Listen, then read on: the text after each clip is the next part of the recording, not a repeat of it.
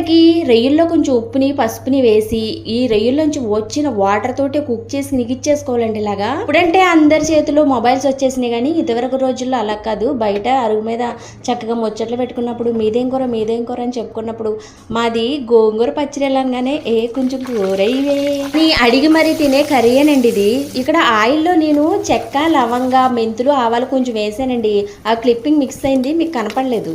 అయినా పొరిగింటి పుల్లకూర ఆ రుచే వేరండి. అందులో ఈ గోంగూర పచ్చడి పెట్టింది పేరు. ఏముందండి, పచ్చడిలు క్లీన్ చేసుకోవడం ఆలస్యం, కర్రీ అంత ఈజీగా అయిపోతుంది. ఇదిగోండి మిదిపి పెట్టిన ఈ గోంగూరను అయితే యాడ్ చేసేసి ఇదంతా ఒకసారి వేయించేసుకుని ఇందులో తగినంత వాటర్ వేసేసుకుని బాగా ఉడికించుకోవాలండి. 1-2 నిమిషాల పాటు.